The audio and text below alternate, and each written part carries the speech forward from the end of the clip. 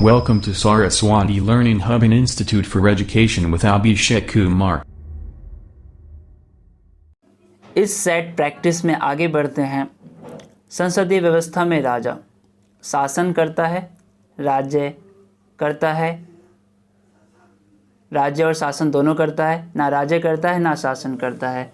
तो इसका आंसर है 35वें का बी, राज्य करता है। संसदीय व्यवस्था में राजा राज्य करता है। कैसे? संसदीय व्यवस्था को सर्वोत्कृष्ट उदाहरण इंग्लैंड है।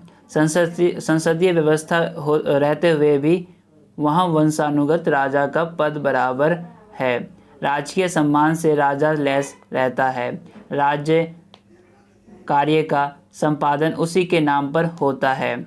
जैसे भारत में राष्ट्रपति के नाम पर राज्य कार्य संपादित होता है, लेकिन राजा नाम मात्र का प्रधान होता है। शासन संचालन संसद द्वारा किया जाता है। राजा को भी संसद के नियमानुकूल रहना पड़ता है। थोड़े में संसदीय व्यवस्था में राजा राज्य करता है, शासन नहीं, इसलिए राज्य करता है राजा संसदीय व्यवस्था में। तो आगे देखते हैं क्वेश्चन नंबर 36 की तरफ। क्या है ये? 36वां क्वेश्चन दे रखा है, तुलनात्मक अध्ययन का कौन सा ऐसा दृष्टिकोण है जिसकी परिभाषा देना संभव नहीं है? ऐसा समझा जा सकता है क्योंकि सभी तेजी से कभी धीरे धीरे राजनीतिक संस्थाएं और राजनीतिक मूल्य बदलते रहते हैं। बी, राजनीतिज्ञों के आचरण में परिवर्तन आते रहते हैं। या सी, राजनीतिक व्यवस्था बदलती रहती है। या डी, जनप्रतिनिधियों का एक जैसा विचार नहीं रहता। तो इसका आंसर क्या होगा? ए, यानी कभी तेजी से कभी धीरे धीरे राजनीतिक संस्थाएं और राजनीतिक मूल्य बदलते रहते हैं। तो यही है, तुलनात्मक अध्ययन का कौन सा एक दृष्टिकोण है जिसका परिभाषा देना संभव नहीं है, जिसे समझा जा सकता है। आधुनिकीकरण एक ऐसी प्रक्रिया है जिसे रोका जा सकता है, अवरुद्ध नहीं किया जा सकता। अवरुद्ध किया जा सकता है, रोका नहीं जा सकता, यथावत रखा जा सकता है। तो यानी कि 37वें का आंसर है सी, यानी अवरुद्ध किया जा सकता है, आधुनिकीकरण को रोका नहीं जा सकता। कैसे? इसको थोड़ा सा एक्सप्लेनेशन देखते हैं। आधुनिकीकरण को अवरुद्ध किया जा सकता है लेकिन रोका नहीं जा सकता। यही कारण है कि तुलनात्मक राजनीति अध्ययनों को निरंतरता, सर्वव्यापकता और समग्रतावादी प्रक्रिया से जोड़ने की प्रक्रिया का परिणाम राजनीतिक आधुनिकीकरण के दृष्टिकोण के रूप में तुलनात्मक विश्लेषणों को संचालित करना माना जा सकता है। तो यहाँ पे ये एक्सप्लेनेशन दे रखा है, इसको ध्यान से सुन सकते हो। क्वेश्चन नंबर 38 आसान सा क्वेश्चन है। आधुनिकीकरण एक प्रक्रिया है जो साधनों के विवेकपूर्ण उपयोग पर आधारित होती है। समाज और आधुनिकता से युक्त होता है। यह उक्ति है किसकी है? AP वर्मा की, वार्ड की, लर्नर की या क्लाउड वेल्चर की?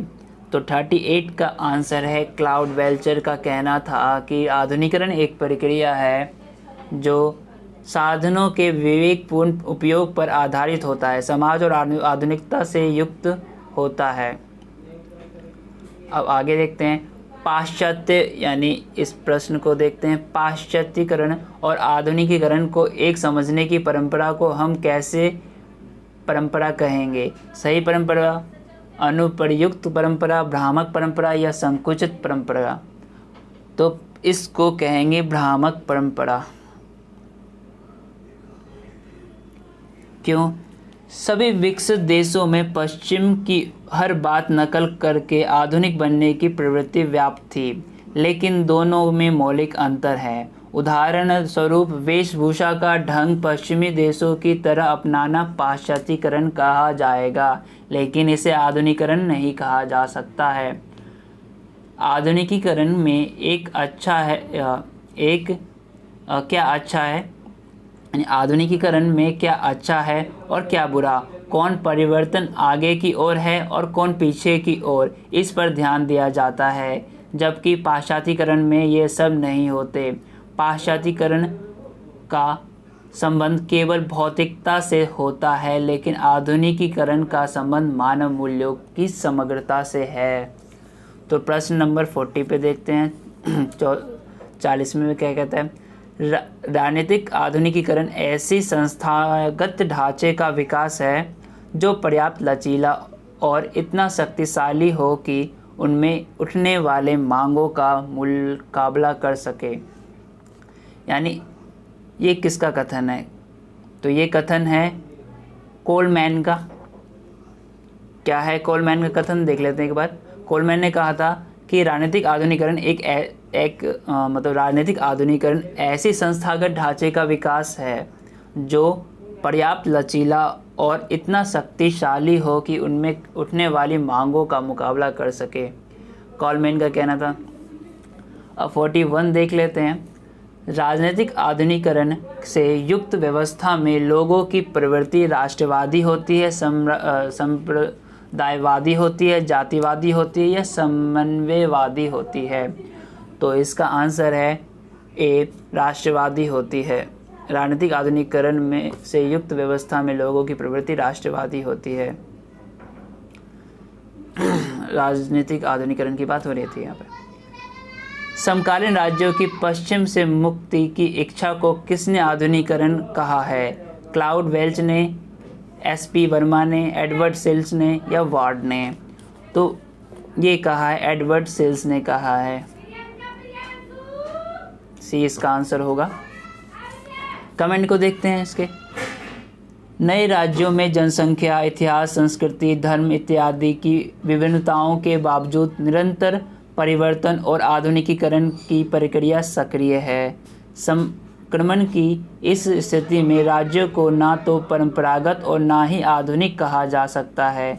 नवोदित राज्यों ने आधुनिकीकरण का जो प्रतिमान अपनाया है वह अपने भौगोलिक उद्गम और बिंदुपथ से किसी प्रकार पश्चिम की पृथकता है। तो एडवर्ड क्लाउड का मानना था ये। तुलनात्मक राजनीति के अध्ययन हेतु राजनीतिक विकास दृष्टिकोण के विकास का प्रारंभ कब हुआ?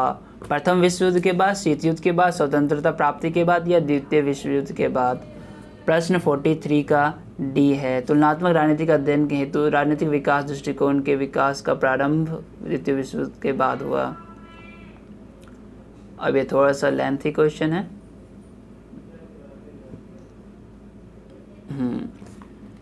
इस प्रश्न को देखते हैं 44 को। ये कथन है एक तरह से, राजनीतिक विकास के अंतर्गत एक राजनीतिक व्यवस्था की विभिन्न परिवर्तनशील राजनीतिक मांगों और संगठनों को आत्मसात करने की योग्यता सन्निहित है। इसके अंतर्गत उन नवीन और परिवर्तनशील समस्याओं को सुलझाने का वह कौशल भी शामिल है जिन्हें राजनीतिक व्यवस्था जन्म देती है या जिन्हें इसे बाहरी स्रोतों से आत्मसात करना पड़ता है। किसने कहा था? ये कथन है BAN एजेंट स्टेट का। इसका आंसर सीधा सा है। प्रश्न 45 देखते हैं। राजनीतिक विकास के संबंध में निम्नलिखित कथनों पर विचार करो। राजनीतिक विकास आर्थिक विकास की पूर्ण शर्त के रूप में लिया जाता है। राजनीतिक विकास औद्योगिक विकास समाजों के लिए विशिष्ट राजनीतिक है। या तीसरा, राष्ट्रीयता की भावना राजनीतिक विकास का चिन्ह है। राजनीतिक विकास में राजनीतिक स्रोतों को असमान रूप से बांटा जाता है। तो इसमें उपयुक्त कथन में से कौन सा सही है ये देखना है। तो इसमें से छांटना पड़ेगा कि राजनीतिक विकास का संबंध किससे है। तो पहला एक बार पढ़ लेते हैं। राजनीतिक विकास आर्थिक विकास की पूर्व शर्त के रूप में लिया जाता है। पहला ठीक है। एक कहाँ है? एक पहले में है और चौथे में है। चलो ठीक है। राजनीतिक विकास औद्योगिक विकास समाजों के लिए विशिष्ट राजनीतिक है, ये भी ठीक है। तो उसमें भी है। ओके। राष्ट्रीयता की भावना राजनीतिक विकास का चिन्ह है, ये भी ठीक है। राजनीतिक विकास में राजनीतिक स्रोतों को असमान रूप में बांटा जा सकता है, नहीं, यानी बी इसका आंसर होगा।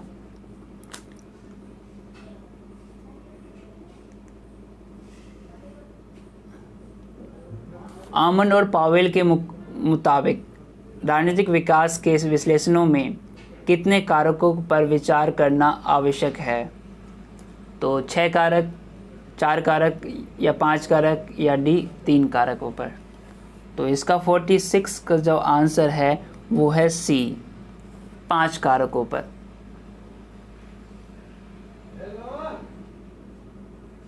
राजनीतिक विश्लेषण में 5 कारक थे उनके अनुसार। अब 47 का देखते हैं। किसकी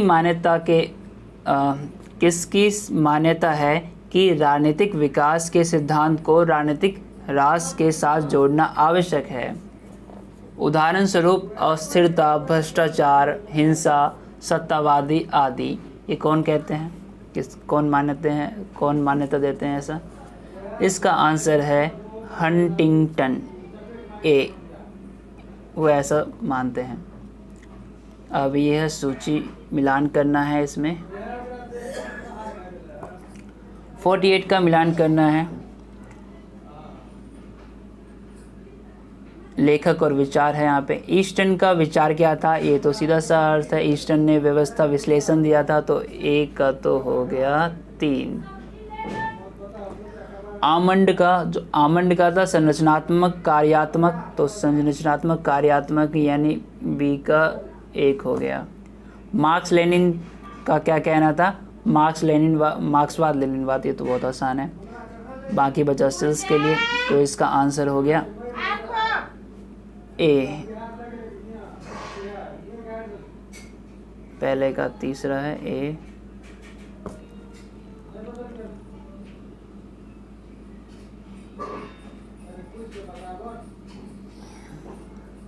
अब आगे बढ़ते हैं क्वेश्चन नंबर 49 की तरफ। तुलनात्मक राजनीति के अध्ययन हेतु किस दृष्टिकोण का प्रयोग किया जाने लगा है, जो मनोविज्ञान और समाजशास्त्र दोनों को एकीकृत करता है?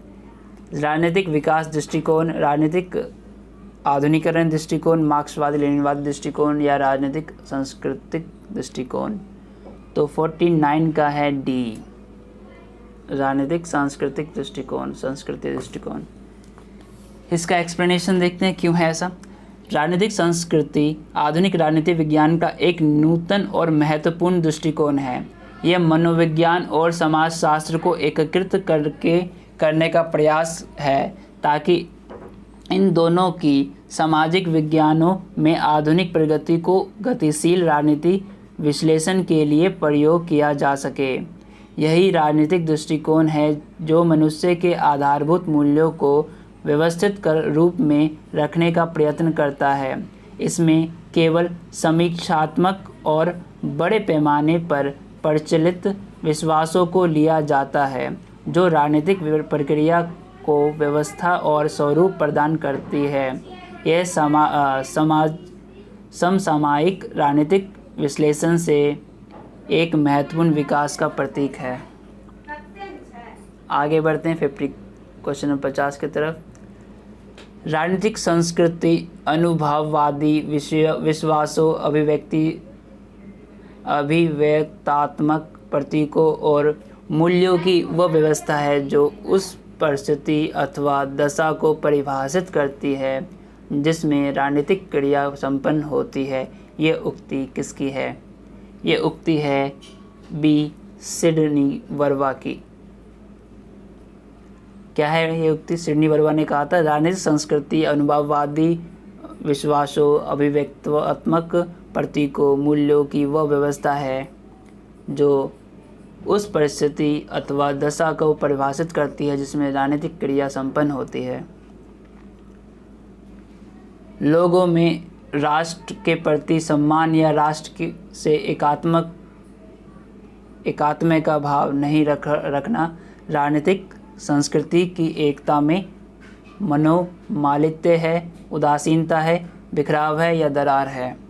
तो 51 का ए और डी दरार है। लोगों में राष्ट्र के प्रति सम्मान या राष्ट्र से एकात्मक का भाव नहीं रखना राजनीतिक संस्कृति की एकता में दरार है।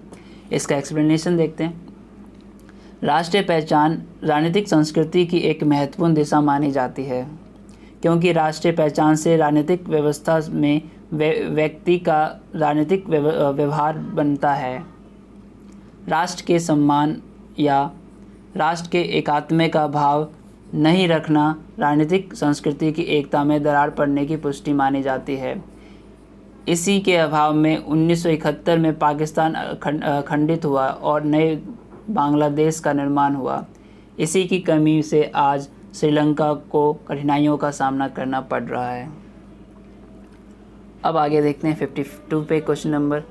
पीटर वर्कले ने राजनीतिक संस्कृति से कितने फ़ायदे बताए हैं? 2 फ़ायदे, 3 फ़ायदे, 4 फ़ायदे या 5 फ़ायदे? तो इसके फ़ायदे भी देख लेते हैं कितने हैं। 4 फ़ायदे।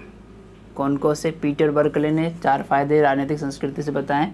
पहला फ़ायदा है राजनीतिक संस्कृति की जांच अनुभाविक ढंग से की जा सकती है, एम्पिरिकल वैल्यू से। इस दृष्टिकोण पर आधारित शोध में होने वाले परिवर्तनों को स्पष्ट रूप से पहचाना जा सकता है।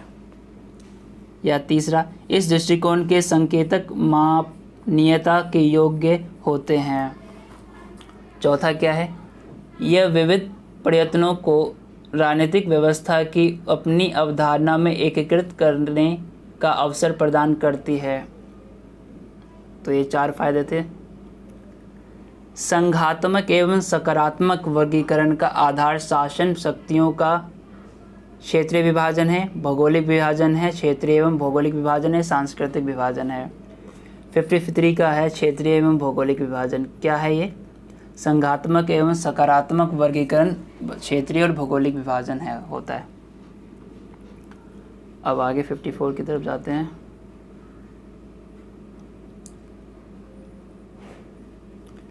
किस शासन व्यवस्था में केंद्र सरकार की शक्तियां मौलिक होती है और इकाइयों की शक्तियां प्रदत्त?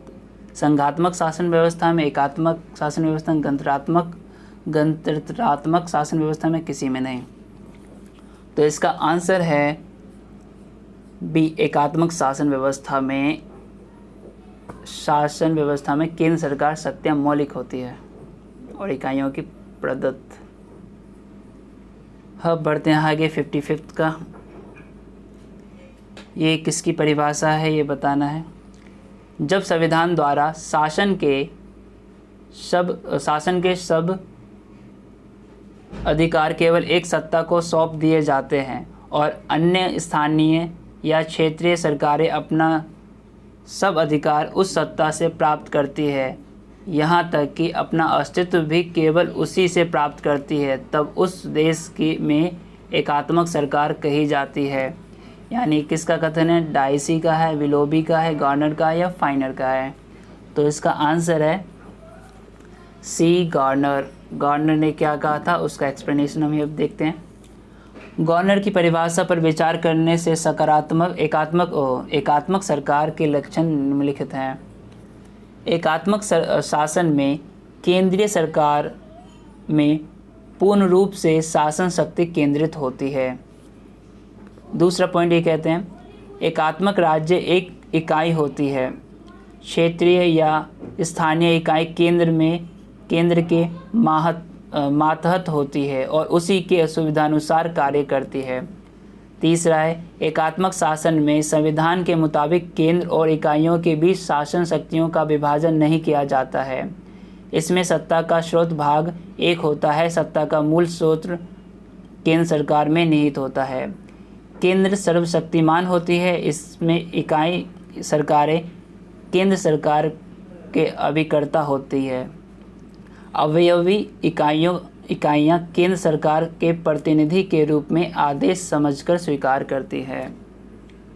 तो ये था एकात्मक शासन प्रतीक है राष्ट्रीय एकता का, सांस्कृतिक एकता का, भौगोलिक एकता का या राजनीतिक एकता का। तो 56 का सीधा सा इसका आंसर है ए, राष्ट्रीय एकता का। 57 की तरफ चलते हैं, 57 की तरफ। एकात्मक सरकार में जनता के बीच क्या बढ़ जाती है? कार्यकुशलता, आत्मीयता, उदासीनता या अकर्मण्यता? तो यानी सी, उदासीनता। जनता के बीच उदासीनता बढ़ जाती है। संघ सरकार का अर्थ है विभिन्नता, धार्मिक उन्माद, राजनीतिक विखराव या समझौता। तो 58 का आंसर है क्या है? समझौता। संघ सरकार का आधार समझौता होता है। संघात्मक राज्य वह है जिसमें सत्ता एवं शक्ति का भाग संघीय इकाइयों में निहित रहता है और दूसरा भाग केंद्रीय संस्था में जो क्षेत्रीय इकाइयों के समुदाय द्वारा जानबूझकर संगठित की जाती है। ये किसके शब्द हैं? तो 59 का शब्द देखते हैं किसके हैं।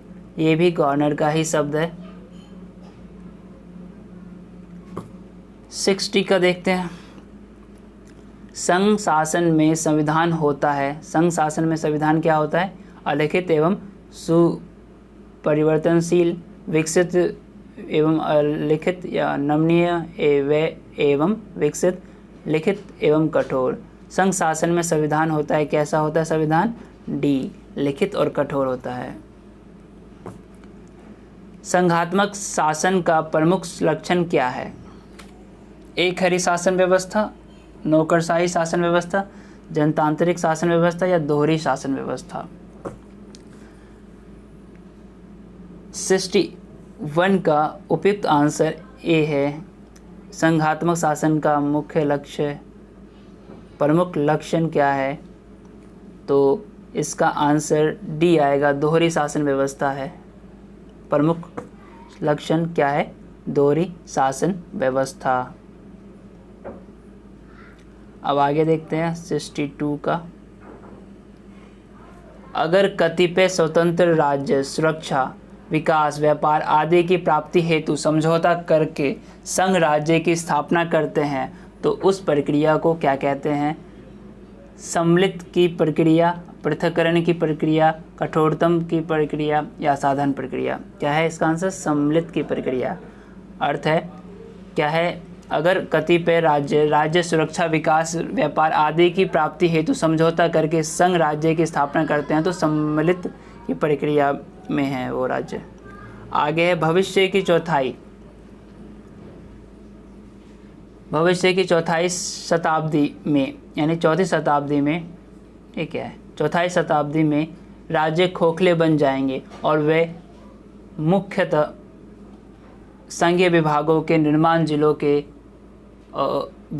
ग्रामीण जिलों के रूप में कार्य करेंगे तथा अपने भरण पोषण के लिए संघीय कोष पर निर्भर करेंगे। ऐसा किसने कहा है? ऐसा क्या ब्राइस ने कहा, लॉस्की ने, लियोनार्ड ने कहा या सिज़विक ने कहा? तो ऐसा 63 का सी है, लियोनार्ड ने कहा। क्या कहा लियोनार्ड को? कमेंट देखना ज़रूरी है। आधुनिक युग में दुनिया के प्राय सभी संघ राज्यों में केंद्रीकरण की प्रवृत्ति बढ़ती जा रही है। अमेरिका, ऑस्ट्रेलिया और स्विट्ज़रलैंड में एक संघ राज्य रहते हुए भी केंद्र को मजबूत करने की प्रवृत्ति बढ़ रही है। अमेरिका में शक्ति पृथक्करण के पैर में अवरोध और संतुलन की जंजीर बंधी है। स्विट्ज़रलैंड में केंद्र कैंटोनों का शिक्षक और निरीक्षक दोनों जैसे ही लगता है। कांग्रेस का दूसरा सदन सीनेट राष्ट्रपति का कार्यपालक शक्ति को चुनौती देता है। इसलिए तो अमेरिका संघ राज्य प्रथम विश्व युद्ध के बाद अमेरिकी राष्ट्रपति के भागीरथ प्रयास से निर्मित राष्ट्र संघ का सदस्य नहीं रह सका। भारतीय संविधान का ऐसा स्वरूप है जिसमें संघात्मक एकात्मक में के सामने घुटना टेकती है। लियोनार्डो ने इसी को देखते हुए संघीय राज्य में इकाइयाँ संघीय ग्रामीण जिला के रूप में काम करने लगेगी भविष्य की है, ऐसा उनका मानना था। आगे देखते हैं 64 का क्या है। इसमें इस वीडियो में इतना ही, आगे के वीडियो में आगे को सॉल्व करेंगे।